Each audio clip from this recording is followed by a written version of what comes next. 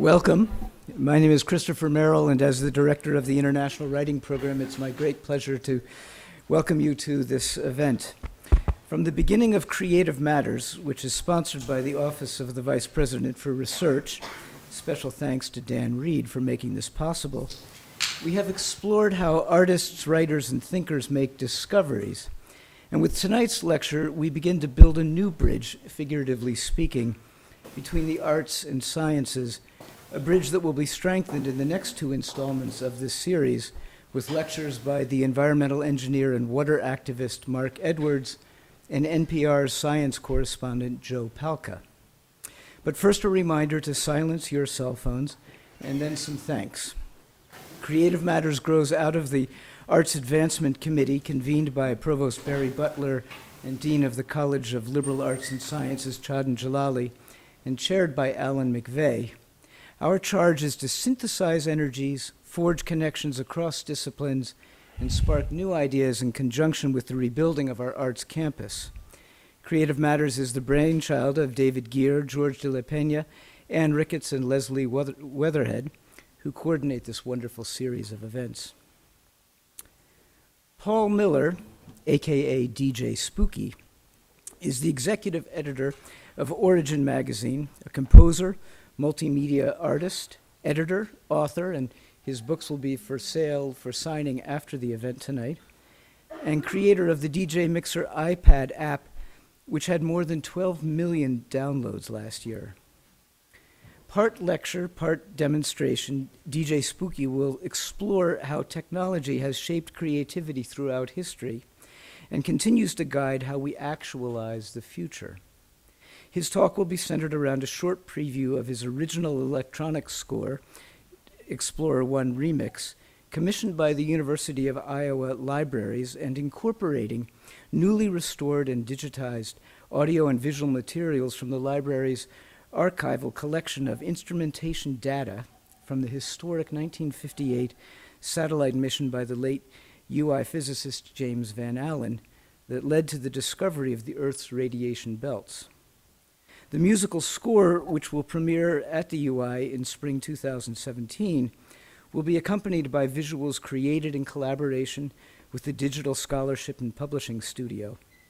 Explorer One Remix will be a moving collage at the intersection of art and science, seen through DJ's unique perspective as a composer, DJ, and conceptual artist. Just as Van Allen helped us to understand the layers of charged particles surrounding the Earth, a discovery with profound implications for space travel, among other things, so DJ Spooky's commissioned work will help us to navigate new frontiers of travel, artistic, scientific, psychic, and spiritual. What a glorious way to ask those eternal questions. Where did we come from? Where are we going? What shall we do? I suspect he will help us to understand that tonight. Please join me in welcoming Paul Miller, DJ Spooky, to the University of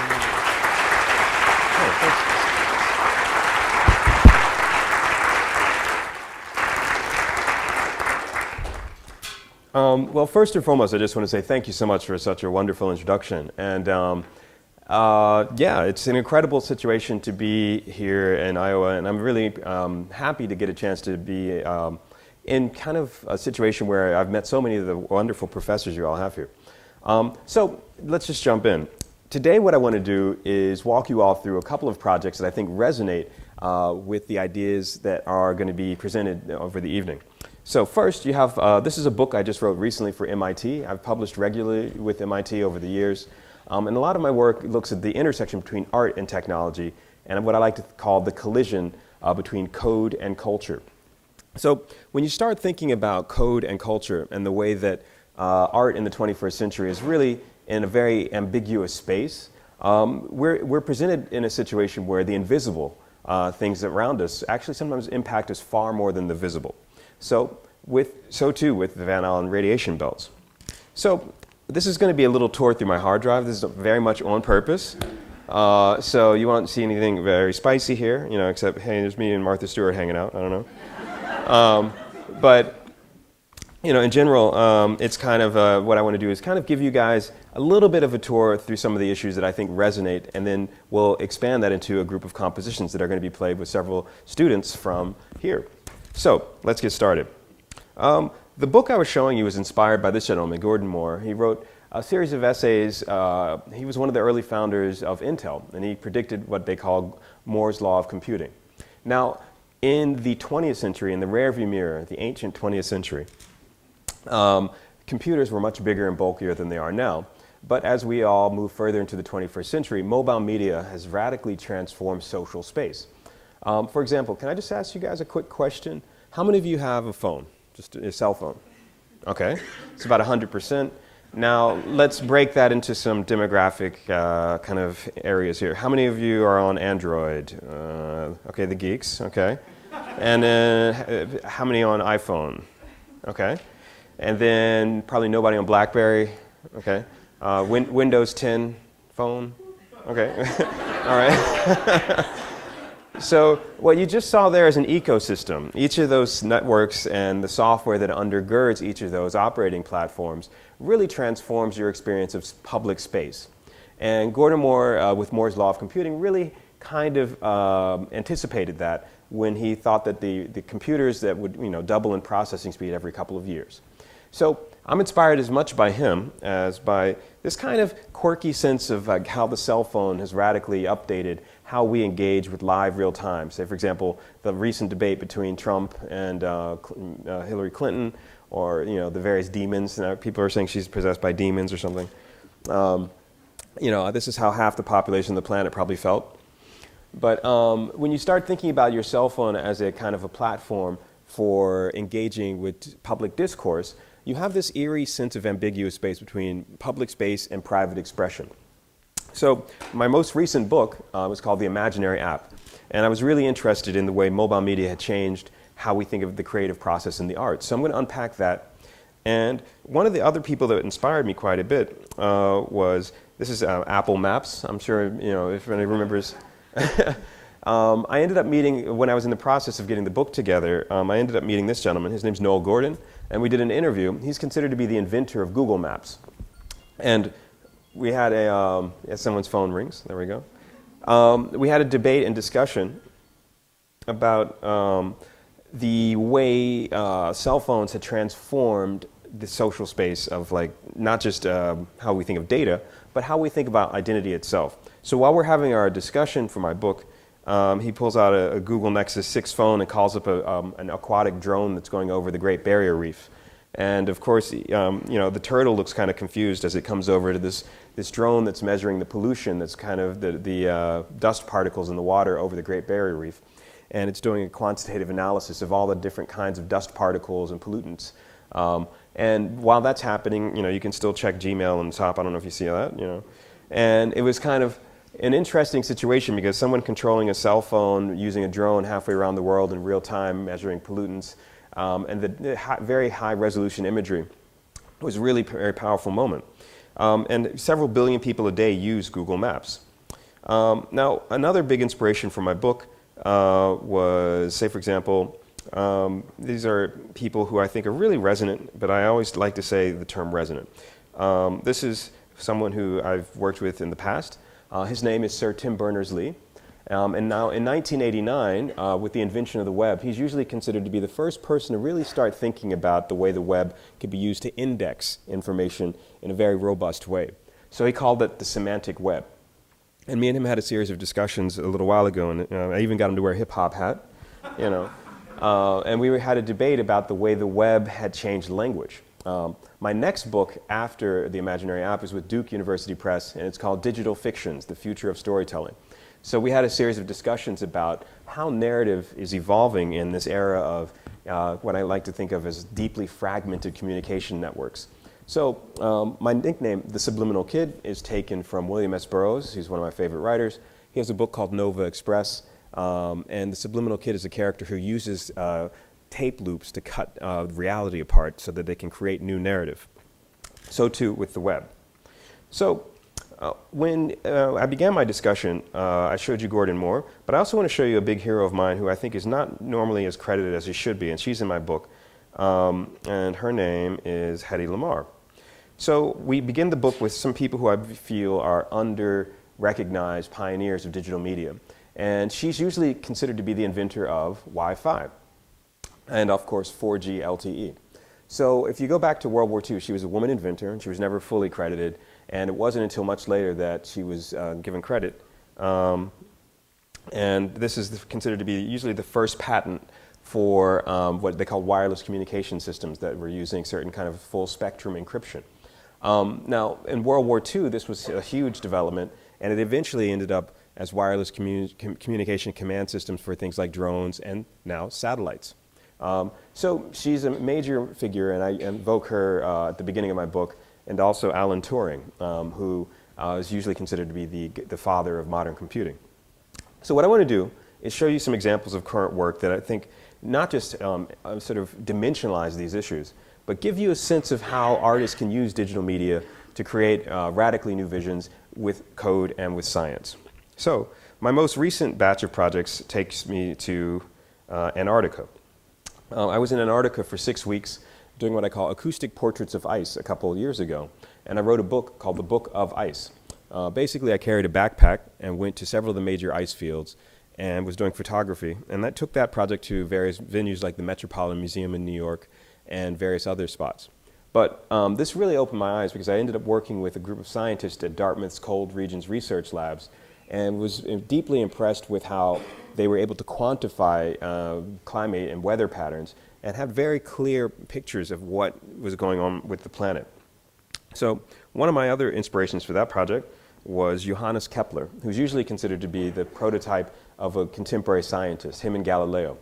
In 1611, he was on his way home and a snowflake had landed on his sleeve.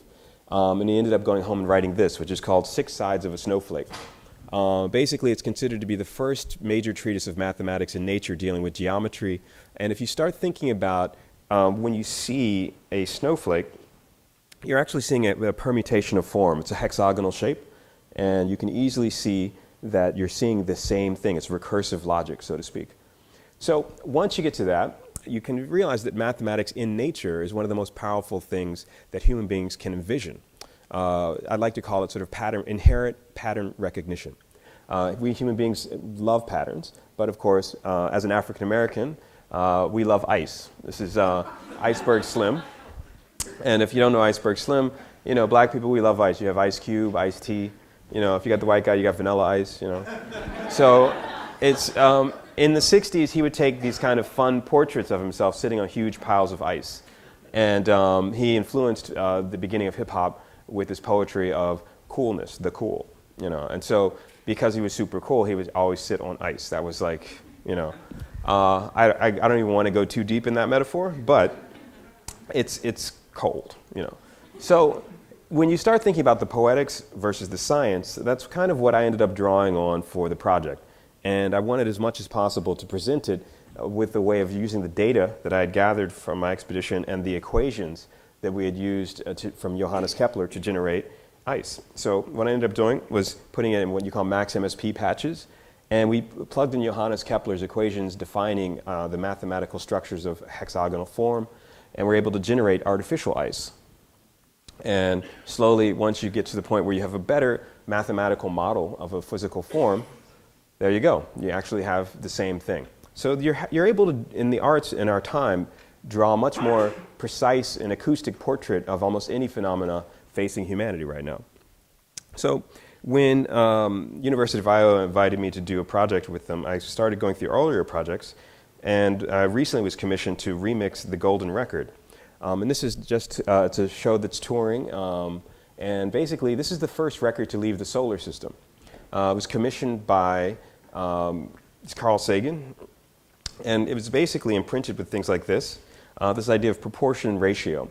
And what they wanted to do was basically, if aliens got this record, whenever it goes near, I don't know, Proxima Centauri or something, the aliens will be able to pull out a record player several light years from here and be able to play some of the material. So we ended up generating an app, and the app actually lets you remix elements of the Golden Record.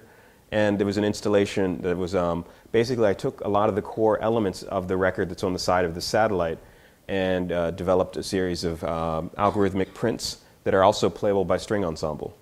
So when you go into the exhibition, you actually realize you're seeing data that's meant to be a mathematically universal language. And Carl Sagan and the group of scientists that oversaw the Voyager satellite project, they called it Portraits of Earth, Portraits of Humanity in Earth. So I thought that that was a good place to begin a dialogue with University of Iowa, because this is where you guys have Van Allen. So this is one of the first color photographs. It's from the late 19th century. It was made by the physicist Maxwell. And what ended up happening with Maxwell is that he revolutionized the way we think about electromagnetic forces. And if you think about science at that time, Maxwell really created a whole new way of thinking about how we would engage the invisible, the power of the invisible. And it's a pretty kind of amazing situation when you think about how the first color photograph comes out of physics, and the way that physics, all he did was separate red, blue, and green. And what was really powerful about that, this is from 1861, and the Scottish physicists, who at that time, 1861, imagine the US was in the middle of the Civil War, the global economy and the global population were much smaller than they are now. But the idea is this is what you call camera obscura. And being able to take that sense of science and revolutionize how we saw the world around us, he kind of gave birth to modern photography, multimedia, and how we think about science informing vision. So when you look at the Voyager satellite versus the Pioneer satellite, it's a really powerful thing. So this is the 500th anniversary of Thomas More's Utopia. And utopia essentially means no place. Thomas More wrote it in 1516, and it revolutionized the American sense of how we thought about space and time, because it was a kind of a document that informed the Constitution and the way America thinks of manifest open space as a utopian vision of a city on a hill, things like that. So there's a geopolitics in space. Whenever you start thinking about satellites and when you start thinking about interstellar phenomena, the first step you have to remember is that it comes from the heart of the Cold War. The first sound heard around the world was basically taken from Sputnik. And the Russians were using telemetry signals to guide the satellite around the world. So it was this kind of strange bleep that kept occurring, and it's the first sound heard around the world. So you can start thinking about globalization, you can start thinking about geopolitical issues applied to interstellar phenomena, interplanetary phenomena. And this struck the fear of God in America. I mean, it was really a powerful moment. And in fact, here in University of Iowa, Van Allen and his team were commissioned to quickly come up with a new kind of satellite called the Explorer.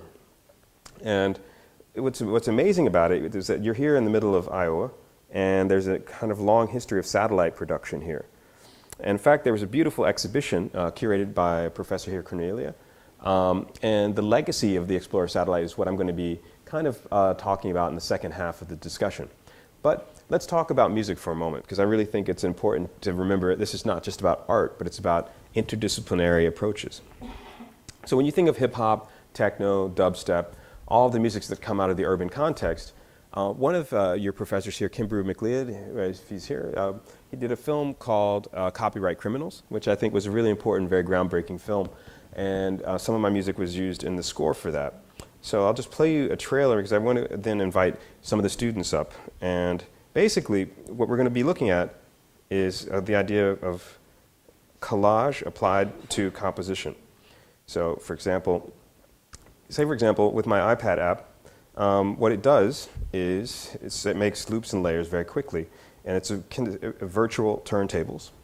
So say, for example, if I want to call up James Brown, and you have access to millions and millions of songs. So I have SoundCloud, Google Music, Spotify, iTunes. You have access to them quickly and easily on your iPad, which means you have access to more songs than anyone would have had access to in human history. You have essentially an archive of millions and millions of songs. So you want to remix that really quickly, and we'll just show you a quick, these are edit points. James Brown! 1, 2, 3,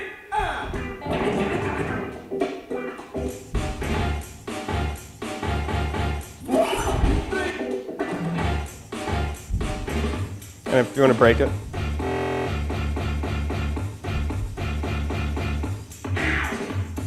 James Brown. 1, 2, 3, come on.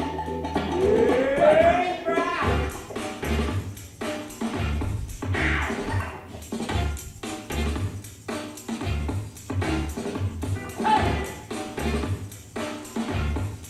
James Brown.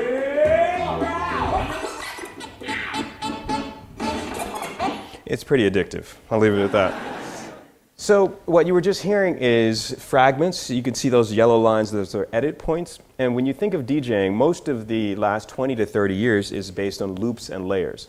Being able to take apart a song that many people might know, like a James Brown track, or for that matter, Parliament Funkadelic, or whatever from your record collection, and create a collage that personalizes your signature relationship to that found sound. So that broke open the doors of thinking about the studio, the music studio, as a kind of compositional tool. So for most of the 20th century, people responded to live music and then got the record. And then on the other end of the spectrum, in the 21st century, most people will rarely see the band that they might have downloaded the file, but they actually relate far more to the digital media representation of that band or artist. So that's really turned centuries of development of how we think about the arts and entertainment on its head. Most people are much more well aware of the digital media signature of whatever they're interested in than the physical interaction with the artist. So by way of doing that, I want to play you a quick clip from Kimbrou's film. And basically, you're going to see a whole bunch of DJs, Mixmaster Mike from the Beastie Boys, me, George Clinton. I hate these. All right, 1 second. They always try and get you. There we go. All right.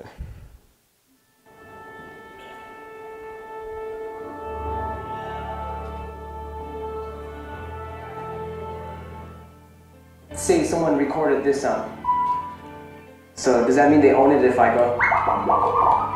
If you sample one note of a sound recording, it's copyright infringement. Is actually taking sounds and meshing them together and putting them all in time to come up with something totally different. By ignoring the rules, they came up with a whole new way of thinking about music. Always buying records, searching.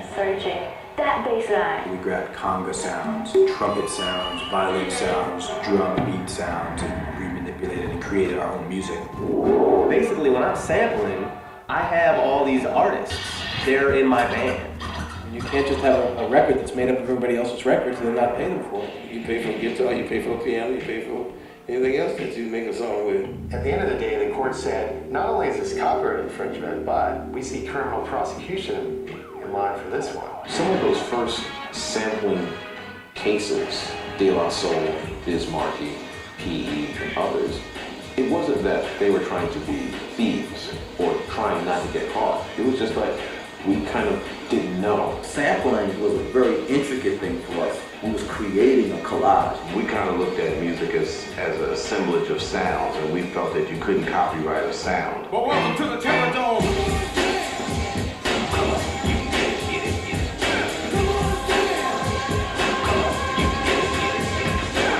So many groups that sample my stuff. They say I'm the world's #1 sampler drummer, so hey, I haven't got a penny for it yet though, but. I'm Clyde Stubblefield, the original funky drummer. His name never appears on any of those compositional credits. He doesn't get royalties. He got paid for the time in the studio. My music is my life. Pop, baby. Look, nobody took hip hop seriously until it started making a lot of money. And naturally, the lawyers moved in. It became kind of a feasting frenzy. People were getting sued for the music they were making. Yeah, I got sued for sampling my own stuff. I've sued and I've been sued. That's the nature of the business. For me, I felt like, wow, we're popular now. I'm getting sued by somebody I don't even know. You're either rich enough to afford the law, or you're a complete outlaw. If you can catch me, then I didn't do my job. They got so much technology today, they can the speed go up or whatever they want to do with it, and I won't even know it's me. Look at how any bit of culture is made. It's about taking bits and pieces of your influences and forging them into something newer and stronger. That's how society moves forward. It doesn't just invent new things, It evolves through taking old things and changing them. Go ahead, sample whatever you want.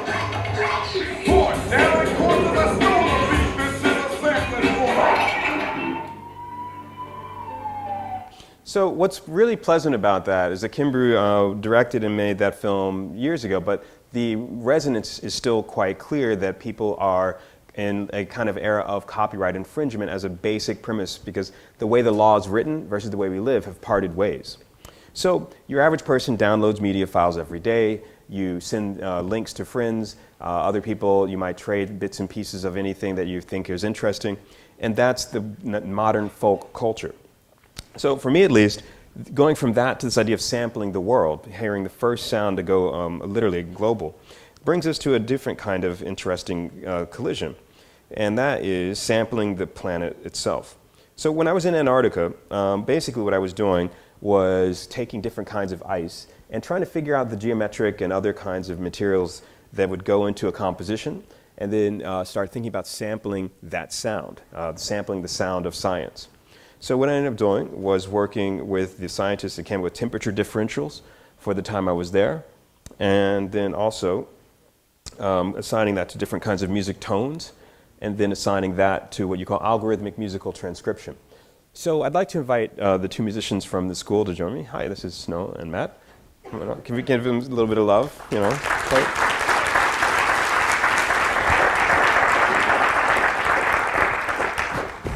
So we're going to do a live remix for you.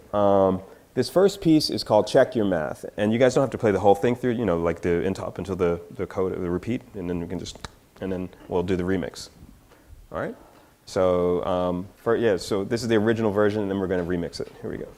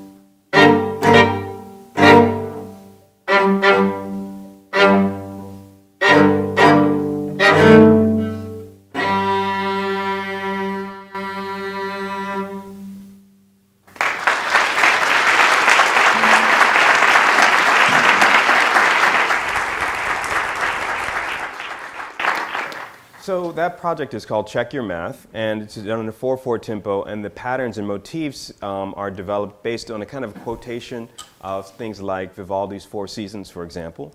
But also, what you were hearing was, which I'm going to add in a moment, is the electronics that actually mirror some of the algorithms that I was using to analyze the weather patterns. So that also went into my book called The Book of Ice, and this was a graphic design project. So what my vision of it is these loops and layers. And so the musicians are reading notated music that I wrote out, normal, kind of straight ahead notation. But when you start thinking about different kinds of visual literacy and how loops and layers have come out of that kind of classical notion of linearity, for me at least, it's now about sampling loops and layers. So this is the way I see it, but they see it a different way. So let's do the remix. All right. So I'm going to just call up the track, and I've made some elements that we're going to mix together. Here we go.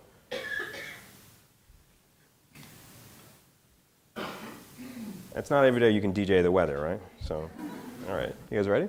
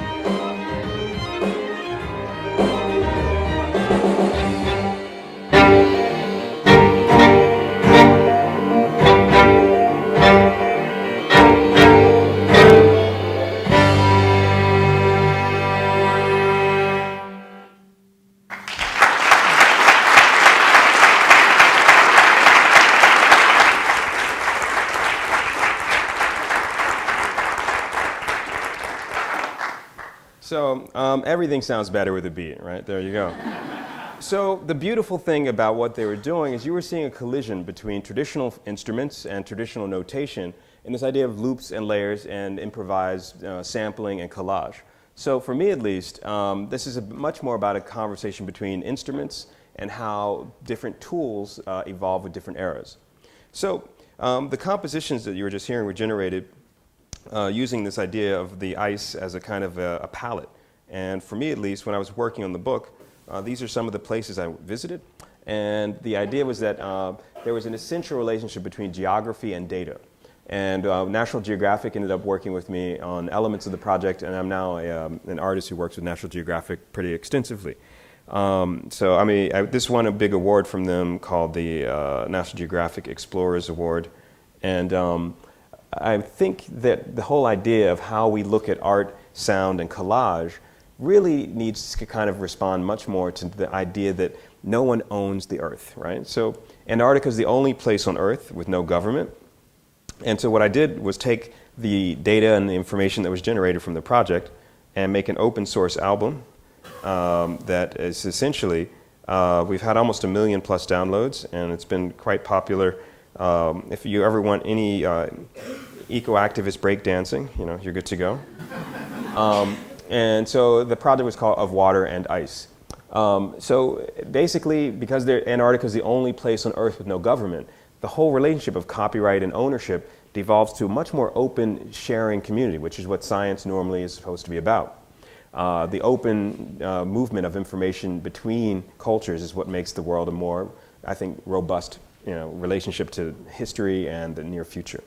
So this next piece is Of Water and Ice. And what I've done is taken the equations from Johannes Kepler and kind of done a mashup of it. But you're going to be hearing a woman singing the geometry of the ice. And again, think of these hexagonal forms kind of as pattern recognition. And when you start thinking about ice and the idea of the remix, this is a remix, this is Bush and Obama's face. You can just line up the cheekbones, in Photoshop. And so when you think about remixing and collage, it's about playing with what is well known and then sort of defamiliarizing yourself with it. So this is the contemporary uncanny, the unheimlich that people like Sigmund Freud would write about years ago. So when you start thinking about remixing and collage, memory becomes a very ambiguous place because everything can be edited, everything can be changed. So just keep that in mind, and I can assure you, there's other remixes I've done. I remixed Birth of a Nation, for example. I'll just show you a quick project kind of screening of that. And I took that project and we projected it throughout the ruins at the Acropolis. And the Greek government was like, why do you want to play a KKK film at the Acropolis? And so we took over the Herod Atticus Theater at the base of the Acropolis and projected different loops and layers of D.W. Griffith's film. And we had about 5,000 people come to the show, and it's like, hi everybody, thanks for coming to the show. I'm the first DJ to play here in like 3,000 years. And so, the Greek economy, you can rent the Acropolis if you want, give it a shot. And so when you start thinking about, this is a proscenium space. It's a place where the origins of Western theater, the idea of the sort of monumentalism of how we look at the iconic relationship of history, in the West, to this idea of sampling and collage, which is about impermanence. It's about the elusive notion that there is no one version that is correct. You can always just open the file up and change it. So, you guys ready? All right. So, Of Water and Ice. Here we go.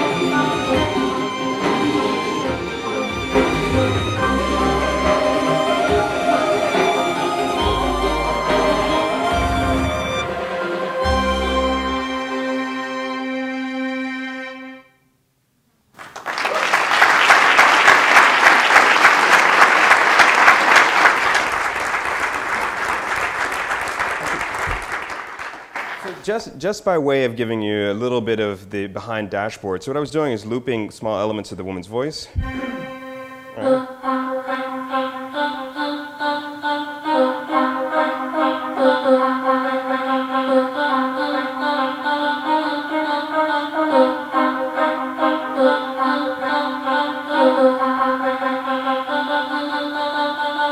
So you can easily see just small fragments can actually expand an entire composition. So when you look at minimalism in composers like Steve Reich or Philip Glass, for that matter John Luther Adams, there's a lot of layers that would make any composition much more dimensional. So when I was working on the first rough drafts for the Van Allen project, I started doing research about the way satellite systems had kind of come into their own, and the legacy of the Explorer satellite, which is America's first satellite, and it was made here on your campus a couple blocks over.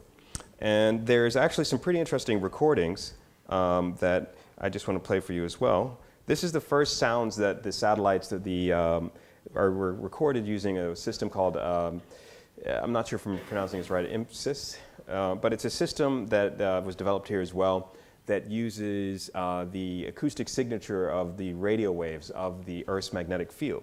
So what exactly is that? Well, the Van Allen belts protect the Earth from serious issues with the way the sun is sending both protons, photons, electrons, gamma rays, neutrinos. And if we didn't have them, the Earth, the ozone layer, for example, would be so totally devastated that life would probably not be sustainable on the planet. So they're extremely important, and they actually are quite significant in terms of actually every layer of satellite exploration, because the satellites have to go through them, and on top of that, we have to understand the phenomenon better. So the scientist Van Allen was based here and initiated a whole bunch of research to try and have a better understanding of the magnetic fields and other forms of phenomena that would protect the planet from these incredible phenomena of the sun and other things around us. So if everyone can see, those are loops. You know, if you actually start thinking about the way they're circling the Earth, that's why they're called belts. You know, Van Allen belts. From hip hop purposes, I could just call them the Van Allen loops. You know, and so what you're going to hear in a moment is a kind of a rough draft of a data sonification. The university, actually, because most of this is done with the work of NASA and the university, it's an open source initiative. And I'll just play you one of the first sounds that they recorded.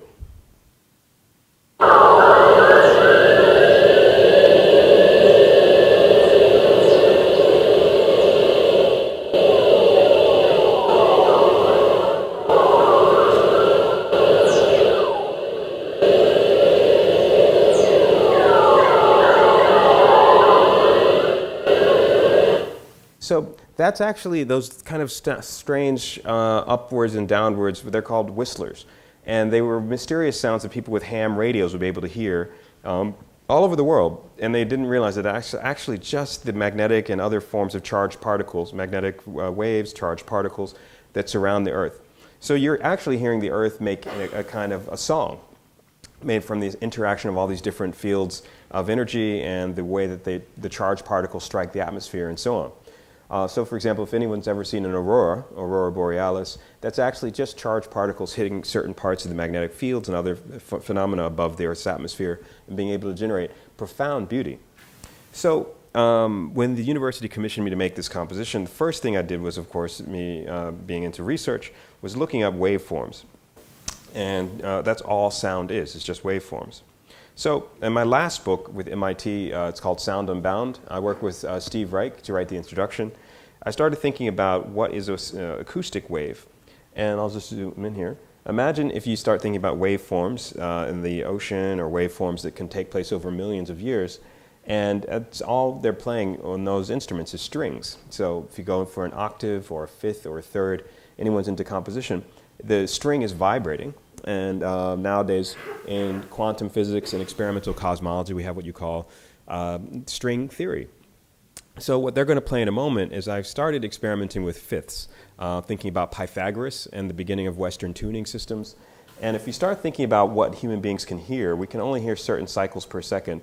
And normal sound range here, the range of human hearing is about 1 to 100,000 cycles per second. And these are, you know, you would hear as a human being.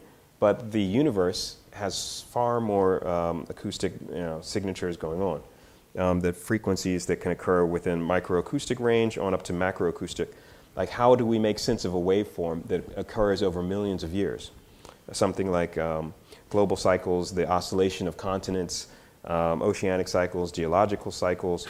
And if we zoom further down into the acoustic wave spectrum, how does a human ear hear the stress of crystalline solutions, or for that matter, internal waves caused by sound waves and so on, microcycles, optoacoustic waveforms?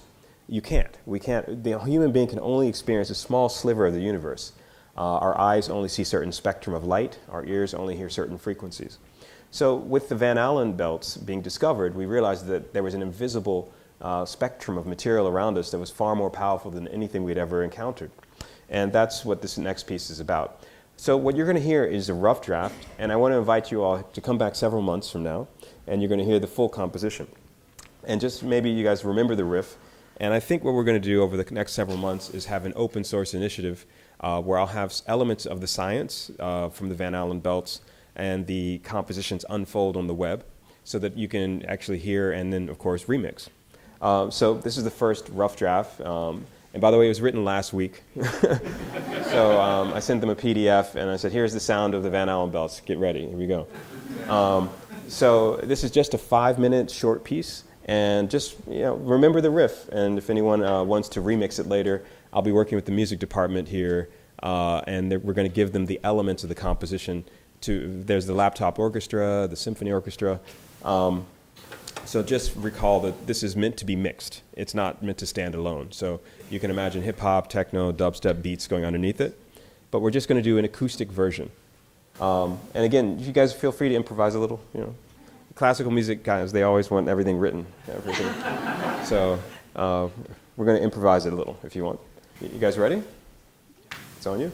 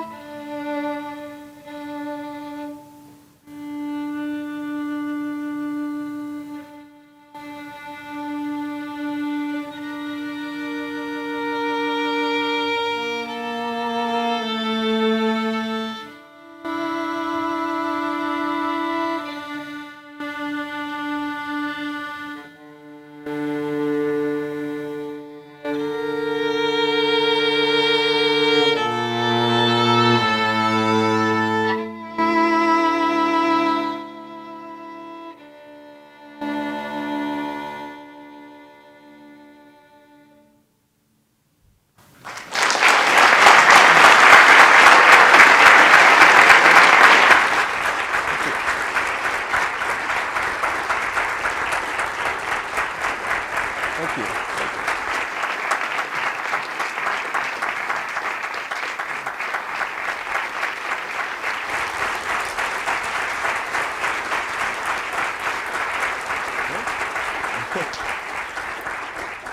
So thank you guys so much, and so we're going to end up because I know it's supposed to wrap up at 6:30, but the elements of the composition are going to be put online over the next several months as I work with the scientists here at University of Iowa.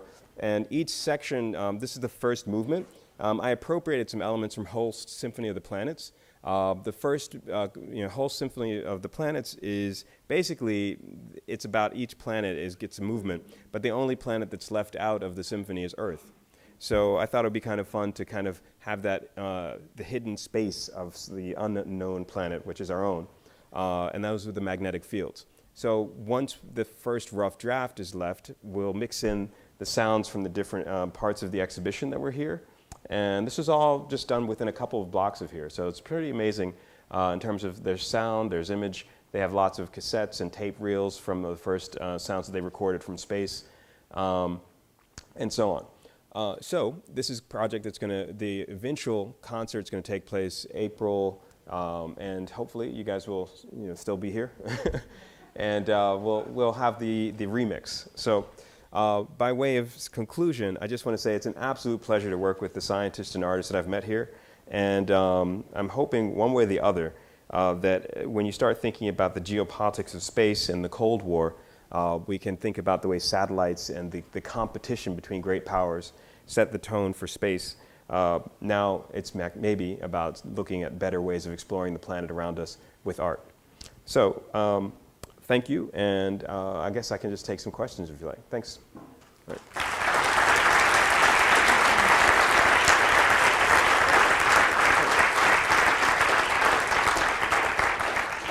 So I just want to say our two musicians were Shiyu Snow Zhang, who comes from Shanghai, China. She's a first-year doctoral student in violin.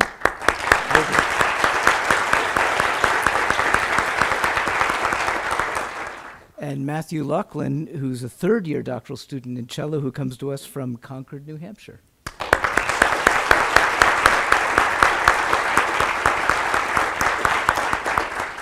So we have time for a few questions for Paul, and speak loudly. We don't have a mic out there. I see a gentleman in the middle. Oh. So the golden record that you mentioned earlier, stands for music, what do you think the golden record today would include? Yeah, that's a great question. I think the contemporary equivalent will be like, instead of having a vinyl on, put on the side of a satellite, they would have a memory stick filled with, fragments of, how much data can you put in one place. But, and once again, I want to just thank the musicians for playing earlier, Matt and Snow. Thank you guys again. So how much data can we fit in vinyl? And amusingly enough, it actually, the LP as we know it, is a form that came out after World War II. And before World War II, they had the single, usually, because it was a commercial strategy to fit as much songs on a surface. But if you're doing Portraits of Earth with the golden record, how much of humanity can you fit on the A or B side of, So I guess I would do much more of a digital thing. But then again, the aliens might not have a record player, and they definitely won't have an Apple, So you'd have to figure out something that might be a little more universal for a playback system.